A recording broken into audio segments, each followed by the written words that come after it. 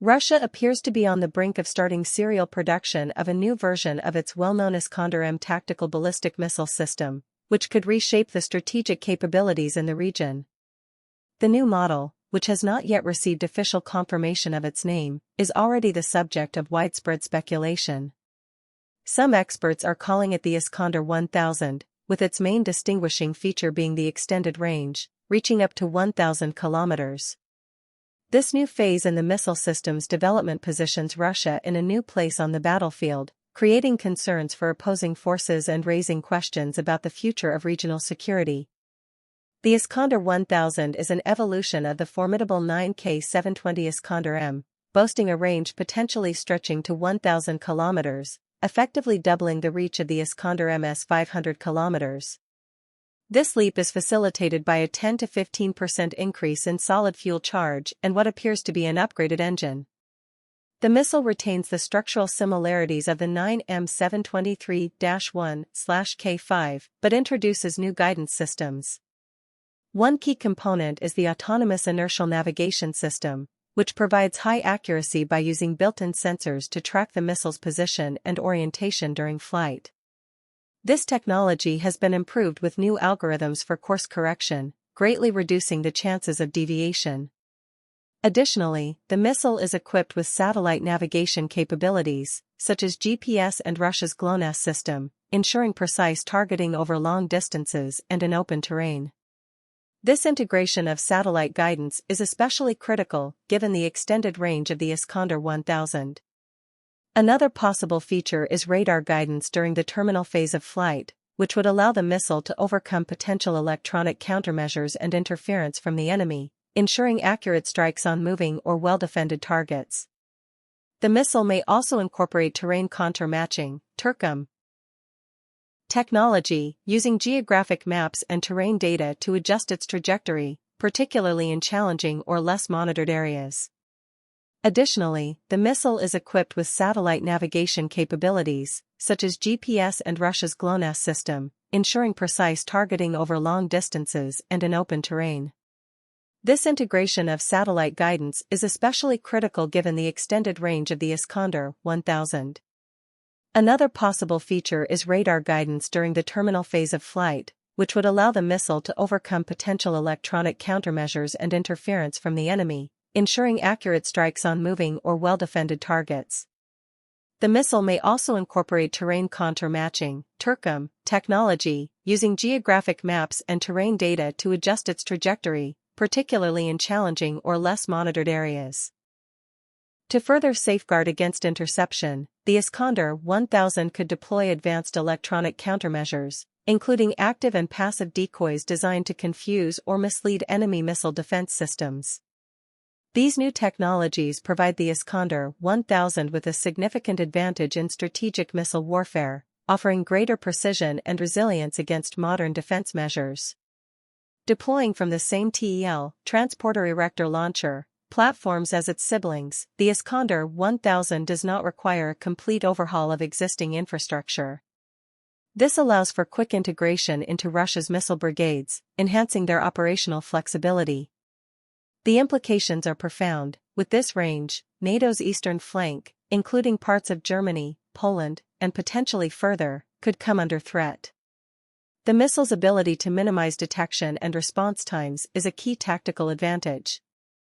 Unlike the air-launched Kinzhal, which can be tracked by infrared reconnaissance satellites from the moment the MiG-31K takes off, the Iskander-1000's ground-based launch means that heat signatures are only visible during active flight phases, giving adversaries mere minutes to react.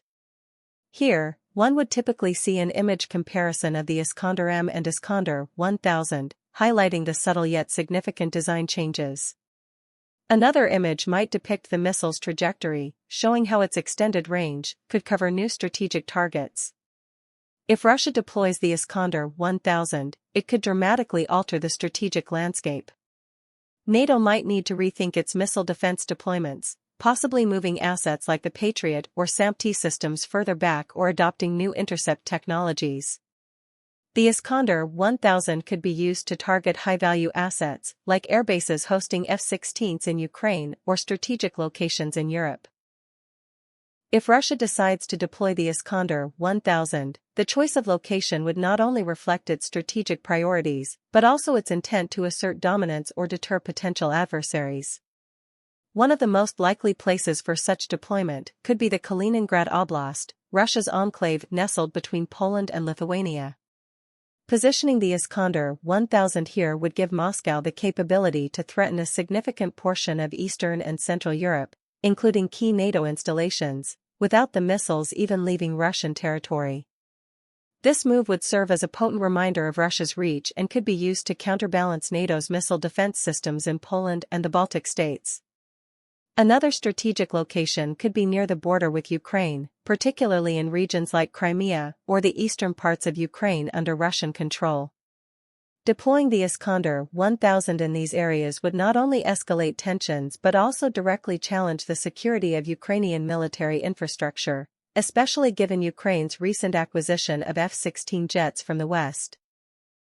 Such a deployment would showcase Russia's ability to strike deep into Ukrainian territory, potentially targeting airbases or command centers, thereby influencing the ongoing conflict dynamics. Further north, the deployment in the vicinity of St. Petersburg or in Karelia could be considered if Russia aims to send a message to Finland, especially in light of its NATO membership. Here, the missiles would be within range of Finnish military sites, acting as a deterrent against any perceived threat from NATO's new member. In the east, near the borders with China or in the Far East, deployment could be less about NATO and more about regional power dynamics, though this seems less likely given the current geopolitical focus. However, positioning in places like Vladivostok would still serve as a strategic asset in the broader Asia-Pacific context, potentially aimed at balancing against US or Japanese military presence in the region. The choice of these locations would not only be about military strategy but also about sending political signals. Each deployment would be a chess move in the larger game of international relations, aimed at deterring, intimidating, or negotiating from a position of strength. The mere presence of such a system in these areas would necessitate NATO and other nations to recalibrate their defense postures, possibly prompting an arms race or diplomatic negotiations to de-escalate tensions. However, all the speculation hinges on the actual development and deployment of the Iskander-1000, which remains, at this point, a topic of conjecture based on available data and strategic analysis. However, questions remain. Can NATO's current missile defense systems effectively counter this threat, or will new systems like THAAD or advanced SM-6 missiles need to be deployed? How will this affect the already tense relations in Eastern Europe? The development of the Iskander-1000 is a clear signal of Russia's intent to maintain a robust deterrence posture, responding to NATO's own advancements in missile technology. It's a reminder that in the chess game of international military strategy, every piece's move can shift the balance of power. While official details from Russia remain under wraps, the speculation, based on leaked images and reports, paints a picture of a system that could redefine regional security dynamics. As we await more concrete information, one thing is clear: the Iskander-1000 is a game-changer, potentially forcing a re-evaluation of missile defense strategies across Europe.